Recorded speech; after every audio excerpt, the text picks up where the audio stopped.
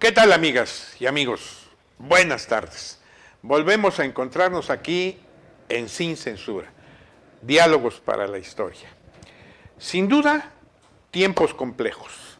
Este año en Oaxaca, aparte de tener que enfrentar todo el tema de la pandemia, que ha sido complejo, que nos ha lastimado como seres humanos, ha cambiado muchas formas de relacionarse.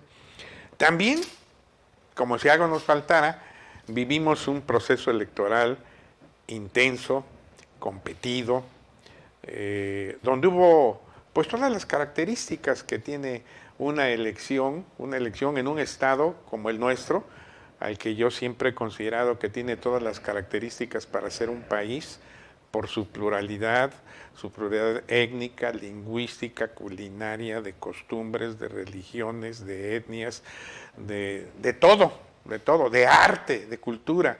Nuestro estado es mágico y sin duda complejo en todos los sentidos. Alguna vez un periodista me preguntaba, que vino a transmitir sus programas, un periodista nacional, lo puedo decir, Ciro Gómez Leiva, hace ya años, me preguntaba: oye, Raúl, ¿cómo definirías tú a tu estado de Oaxaca políticamente?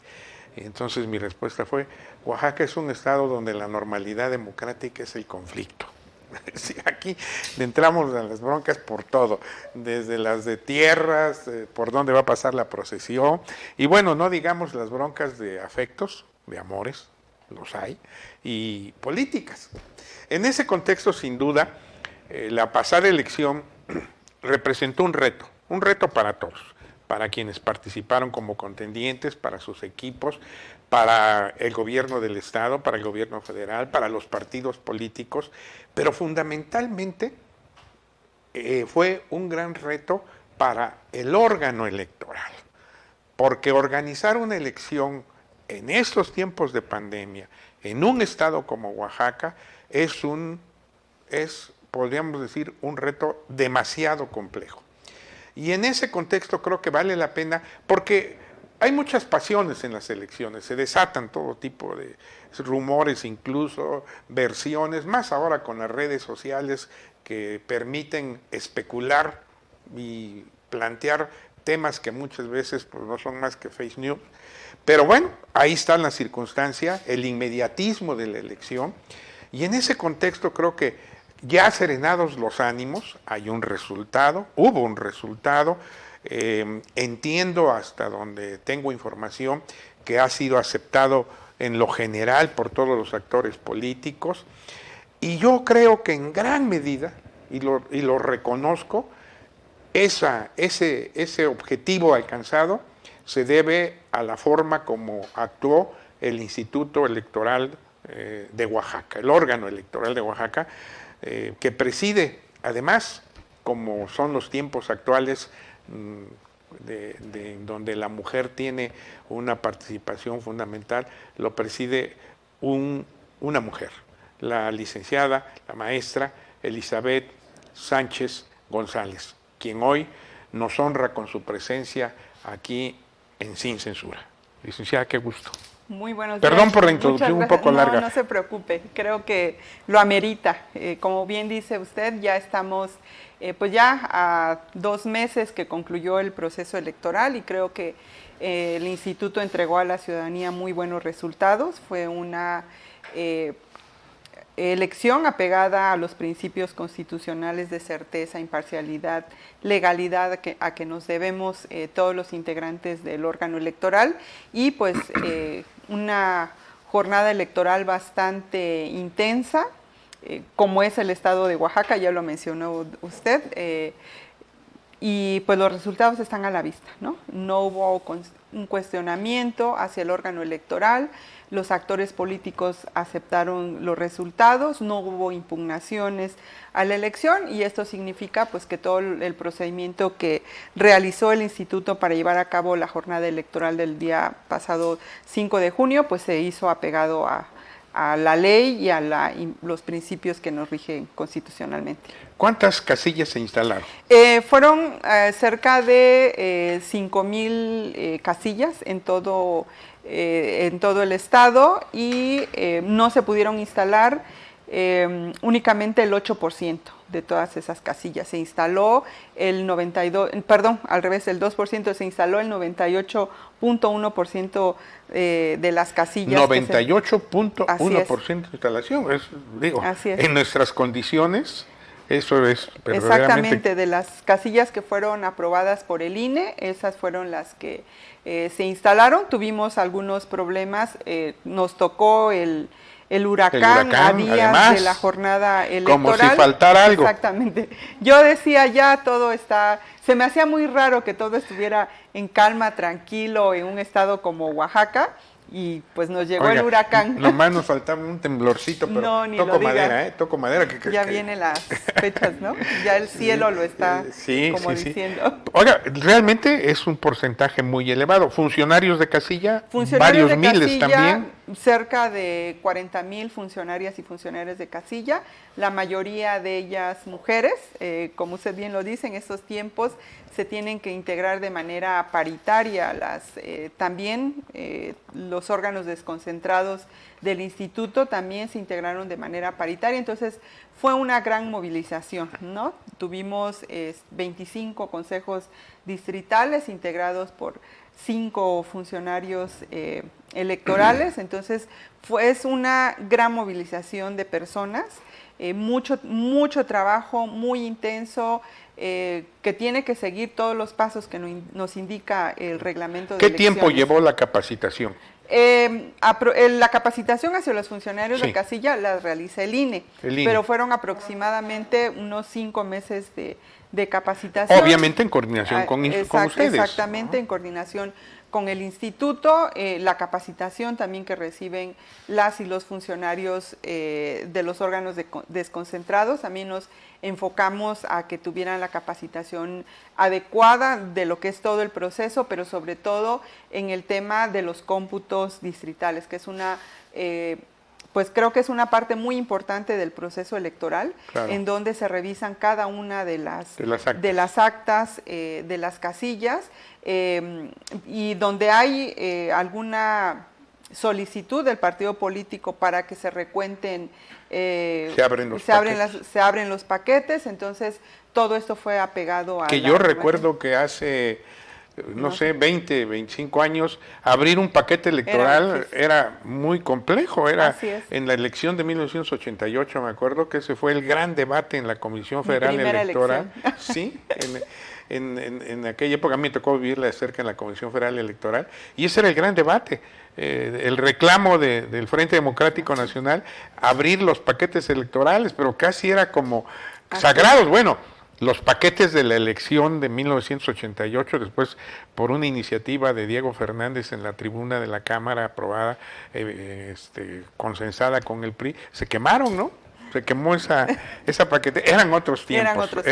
Pero aquí sí, sin problema, lo que fuera necesario, se auscultó, se validó, se contó bien, y ahí está el resultado. Y ahí está el resultado. No hubo ninguna impugnación por parte de ningún partido político. El proceso electoral concluyó a un mes de haber sido la jornada electoral, y esto significa pues de todo el trabajo intenso realizado por el personal del instituto, pero también el personal del INE, que con colaboración del INE se realizan estas elecciones, y el personal desconcentrado, pero sobre todo de las y los funcionarios de casilla. Su visión diría yo, porque aquí yo entiendo que como funcionario y como presidenta usted no puede hacer juicios de valor. Así es. Pero su visión en general de la participación tanto de los partidos como de sus representantes, ¿cuál sería su valoración?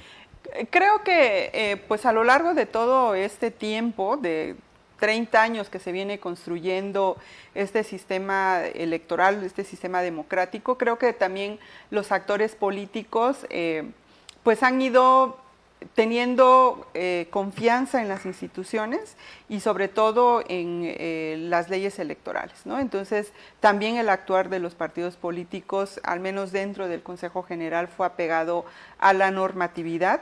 las cuestiones se debatieron, que se tenían que debatir, que debe se ser, debatieron pues el en el debate Consejo es válido. General, así es, y no se hicieron de manera violenta como en otros tiempos, como usted menciona, ¿no? Que hubo en otros tiempos, yo recuerdo, había quema de casillas, robo de urnas. En esta ocasión sí lo tuvimos. Sin embargo, creo que fue en menor medida y esto tiene que ver no precisamente con el proceso electoral, no tuvo que ver con el cuestionamiento a las instituciones electorales, sino que derivó de otro tipo de conflictos que ya había en las comunidades y que dieron pie a esto, porque ¿no? son conflictos regionales, a veces que no tienen que ver nada con la elección, nada pero con que el tema ahí electoral. Las dos familias caciquiles, por decir un ejemplo, se disputan y entonces agreden o se inmiscuyen en este tipo de temas, pero fueron menores, ¿no? Sí, algunas situaciones se dieron en la costa, que era pues la inconformidad de la ciudadanía que en ese momento estuvo afectada por los efectos del huracán, la inconformidad de que se instalaran casillas y que no hubiera atención a su problemática, ¿no? Claro. Eso derivó de esto y la zona baja del Istmo de Tehuantepec también hubo allí algunas quemas de casilla por inconformidades locales que no tenían que ver con el proceso electoral y que fueron de alguna forma una medida de presión.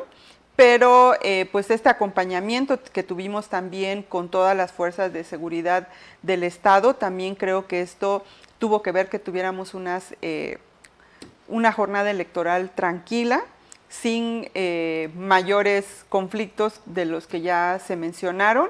Hubo una mesa de seguridad estatal, como la hubo cuando tuvimos las elecciones extraordinarias, donde participaron pues la Guardia Nacional, el Ejército, la Secretaría de Seguridad Pública. Un mes antes de la jornada electoral tuvimos reuniones semanales para dar seguimiento y 2 días antes de la jornada electoral empezó la vigilancia en todo el estado. Entonces creo que esta coordinación que hubo con el gobierno del estado y con el gobierno federal también en lo que le compete en el tema de seguridad pública, nos dio como resultado una jornada electoral tranquila. Es decir, en este caso el Estado, normalmente el Estado estatal, diríamos, y el federal, cumplieron con su papel. Así es. Hasta donde tenían que hacerlo. Exactamente. Porque en épocas anteriores, pues a veces el mismo Estado era el que recogía las urnas y las llevaba a contar, pero son ¿no? otros tiempos. Hablando de otros tiempos, por supuesto. Pero vamos, creo que eso es precisamente esa comparación o ese comentario que hago tiene que ver precisamente con la situación actual, de que ahora las circunstancias son totalmente diferentes y la legitimidad y la validez de las elecciones ya no está a discusión. Ya ahora ya no es el problema el padrón electoral, las casillas, la instalación, los funcionarios. Puede haber otro tipo de circunstancias. Desde su punto de vista, también podríamos decir que los candidatos cumplieron con con las premisas no escritas de un debate de altura. Sí, por supuesto. Creo que también porque diríamos, estamos hablando de candidatos a gobernador. Así es. Eran 5 hombres y 2 mujeres. Así es. Sí. Pues también eso tuvo mucho que ver. Creo que la organización del debate que llevó a cabo el instituto fue a la altura. Nosotros hubo uno que se tuvo que cancelar. Hubo uno que se tuvo que cancelar, que ya no se pudo realizar por todos los tiempos, por todo lo que implica organizar un debate, ¿no? No es nada más irse a sentar frente a las cámaras, sino fue todo un proceso de aproximadamente 4 meses estar organizando un debate. Entonces obviamente no podíamos reponerlo, digamos, ¿no? Pero creo que el debate que se llevó a cabo, el instituto también estuvo a la altura. La comisión de consejeras y consejeros que integraron esta comisión del debate de comunicación social, quien organizó el debate, estuvo a la altura de lo que se esperaba, ¿no? Fue un debate muy felicitado por la ciudadanía, la forma de organización por parte del instituto. En ese contexto, porque creo que es válido comentarlo en sentido positivo, porque los debates que hubo no son los últimos, vienen nuevos debates, es decir, ya está por iniciarse un nuevo proceso electoral, viene el federal, viene también ya el año que entra empiezan con el tema de la renovación de municipios y de los que son por partidos políticos. Ahorita hablamos sobre los que están en proceso de usos y costumbres. Pero vamos, viene el proceso federal. Entonces, el debate es algo fundamental, creo. Por supuesto. Es muy complejo. Antes los candidatos oficiales, cuando había un partido casi único, no aceptaban debatir, Y yo recuerdo, tuve oportunidad de participar como candidato a gobernador hace años, en el 92, y por más que insistimos en que pudiera haber un debate con el candidato del PRI, nunca se pudo lograr. Ahora se hizo. Sin embargo, todavía hay algunos detalles. Hay una comisión, entiendo, de comunicación formada por consejeros, que de alguna manera, sí, como usted lo comenta, se ponderó en muy buenos términos la organización.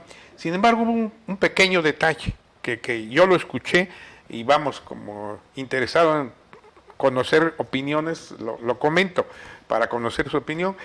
Quienes condujeron fueron personalidades, sin duda, y yo lo dije incluso públicamente, muy respetadas en el ámbito de la comunicación nacional, etcétera, pero también se cuestionó por qué no se recurrió a personalidades. Aquí hay muy buenas periodistas y muy buenos periodistas, gente que conoce, informada, etcétera. Ese sería un primer tema del debate, y luego le hago otra pregunta también sobre los debates. Muy bien. Perdón. Creo que esto tiene que ver con que pues el tema de la imparcialidad que nos rige, sabemos que todos en Oaxaca tienen su corazoncito, ¿no? A usted también ha dicho que lo tiene. Yo soy el árbitro y tengo que ser imparcial. Broma. Y bueno, se buscó que fuera alguien de fuera precisamente para que no hubiera ese tipo de cuestionamientos. Ese fue el motivo, que no estar a favor o en contra de algún candidato o candidata. Ese fue el principal motivo, ¿no? Que estuviera aquí de una manera imparcial. Obviamente, como usted menciona, aquí en Oaxaca tenemos excelentes periodistas, hombres y mujeres que han trabajado el tema político pues desde hace mucho tiempo, y pues no es por menos, no fue por hacerlo menos, ¿no? Sino fue el tema de que fuera de una manera imparcial. Sin duda, porque en esas cosas hay que ponderar las circunstancias. Diría Reyes Heroles que en política, y esto es un tema político, siempre se tiene que elegir entre inconvenientes. ¿Cuál es el menos inconveniente? Y el otro tema, yo creo que también como que en algún momento determinado también, yo vi que en el debate incluso abrieron espacios para que la ciudadanía hiciera preguntas, etcétera. Eso me parece muy, muy importante porque es válido que la ciudadanía participe. ¿En el futuro será posible tener debates más abiertos? Yo creo que sí, y a lo mejor organizarlos con mayor tiempo, pues nos daría para poder organizar más debates. Creo que ese fue un reclamo de la ciudadanía, ¿no? Que haya habido solo un debate. Sin embargo, hubo otro organizado por una universidad y está en el... Pero ya no era obligatorio que fueran todos.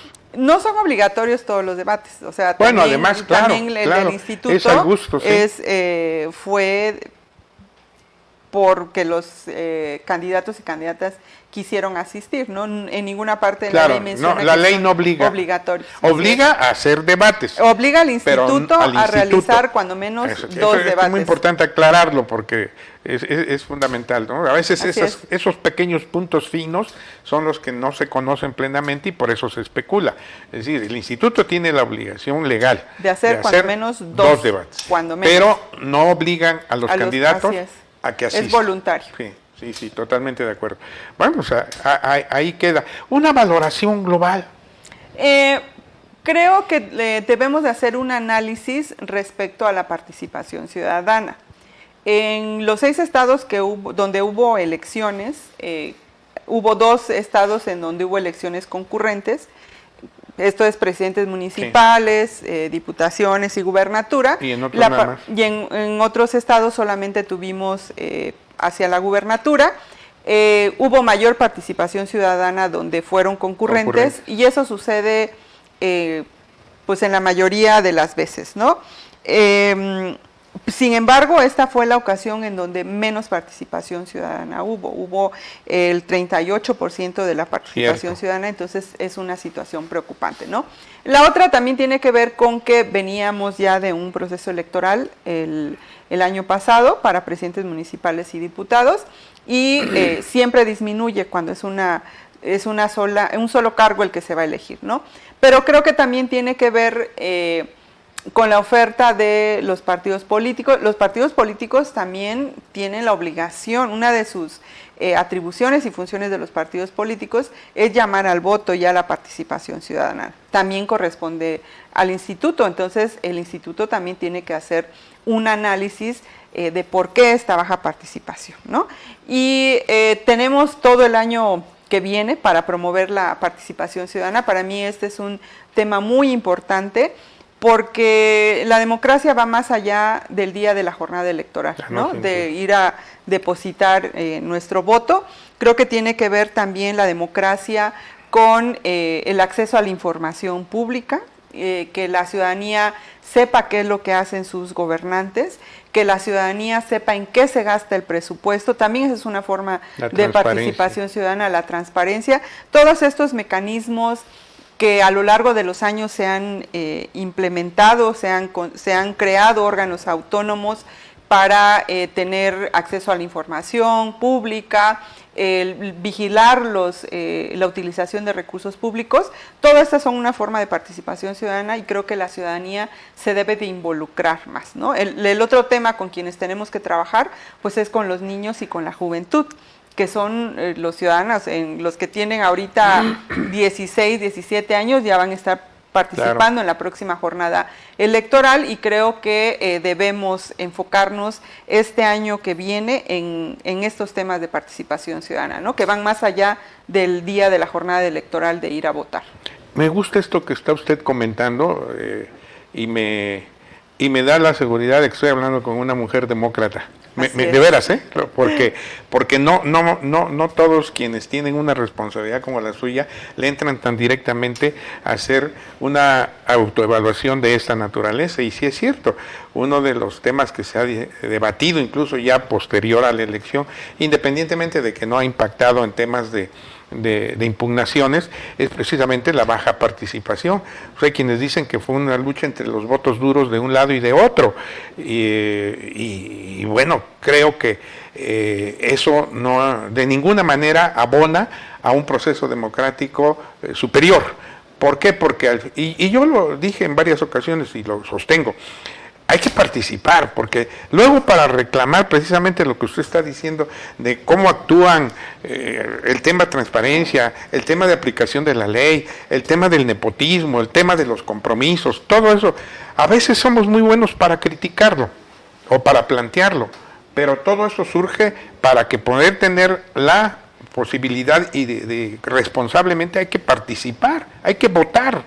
Ojalá en la próxima elección haya mayor participación. Su opinión, este es otro debate que ha habido aquí en Oaxaca, el tema, ¿por qué no se ha hecho concurrente la elección de gobernador con la de municipios y de legisladores? Bueno, no por qué, sino su opinión. Desde mi punto de vista sería lo correcto. Hay otros estados que los han empatado, pero aquí parece que los intereses políticos han pesado más, hay que decirlo con claridad, han pesado más, pero ¿sería correcto? Eso nos ahorraría tal vez recursos. Sin embargo, creo que impacta mucho también en las tendencias políticas, ¿no? Y en un estado como Oaxaca, yo creo que debemos separarlos.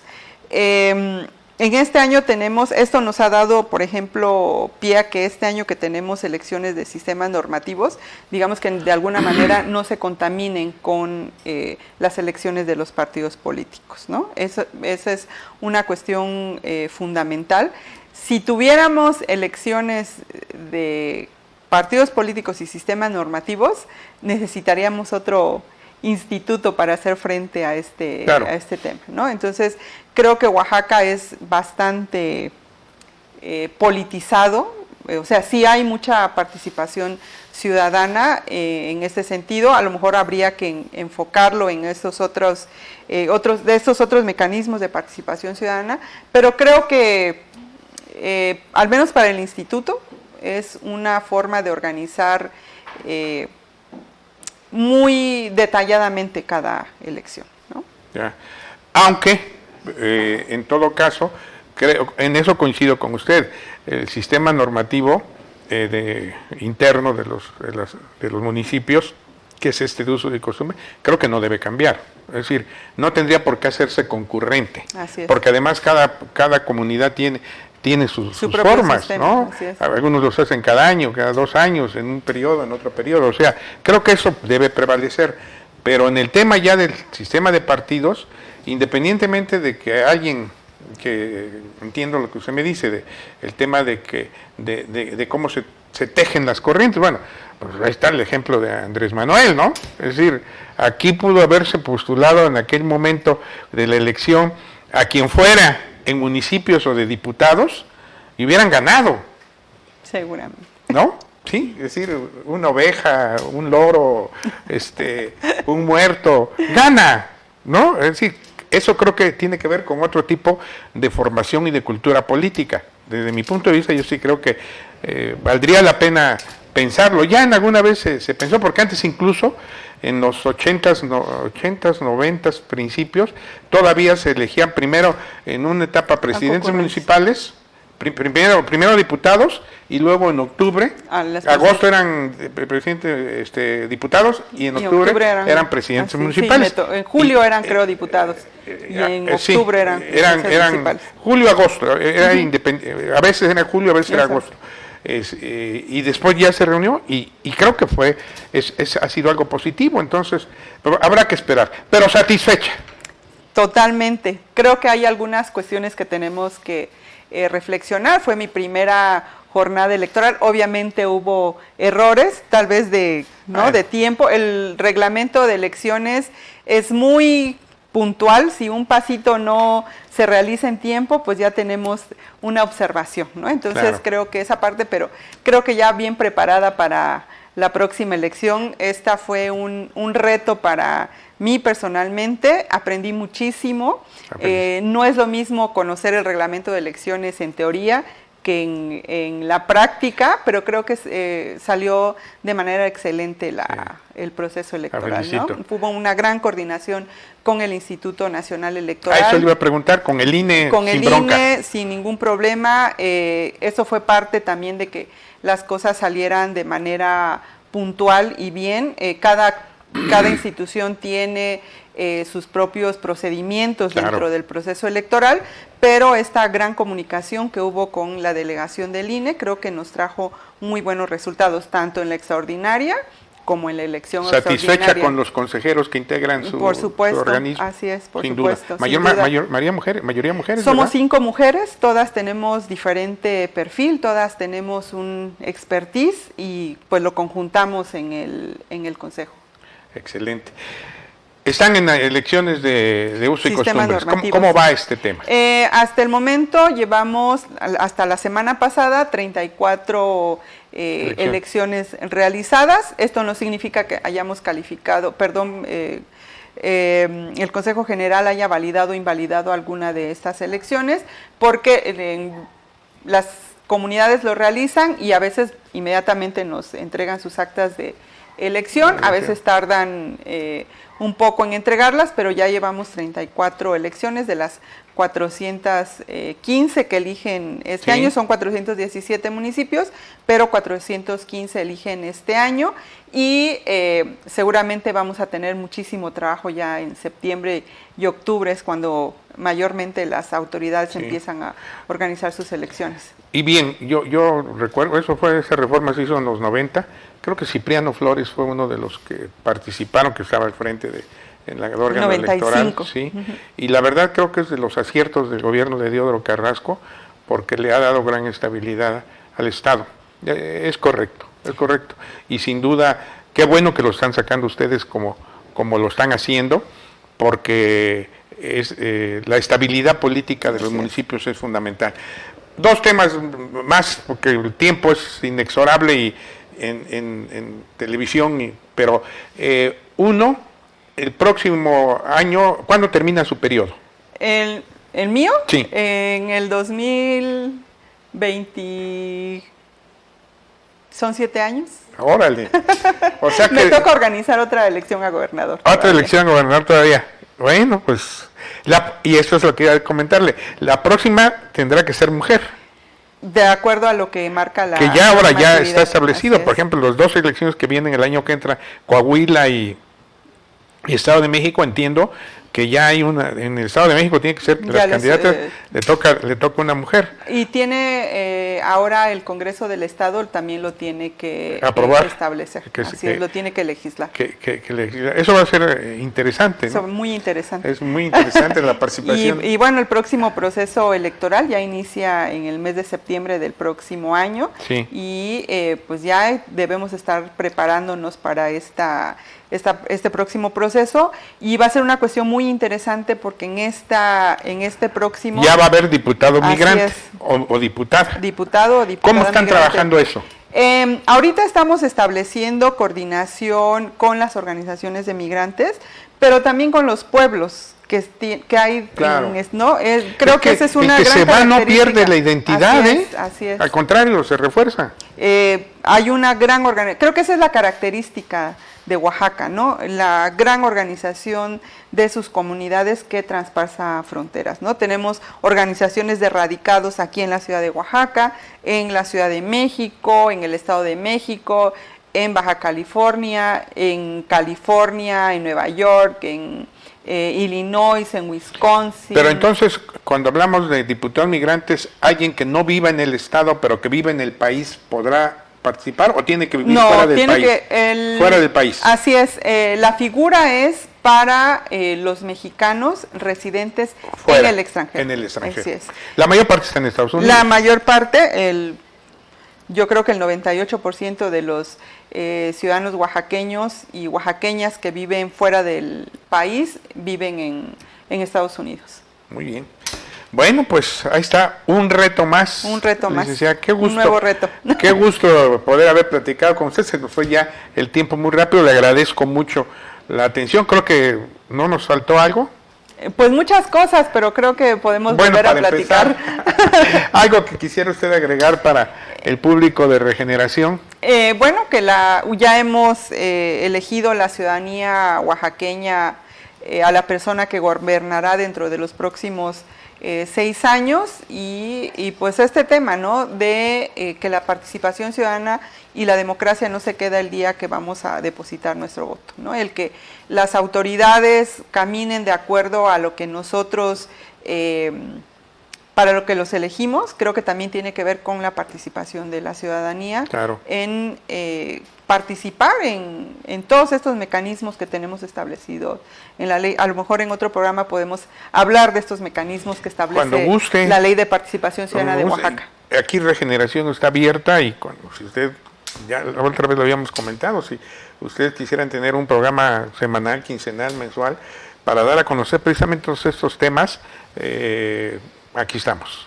Esta es una pluralidad aquí en Regeneración. Le aprecio mucho. Me dio de verdad mucho gusto saludarla.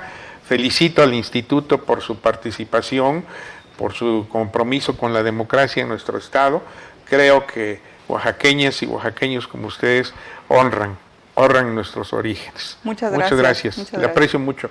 Amigas, amigos, nos hemos llegado al final de Sin Censura. Le agradezco mucho a la maestra, licenciada Elizabeth Sánchez, el haber estado con nosotros. Y bueno, nos vemos pronto. Sean felices, no cuesta nada.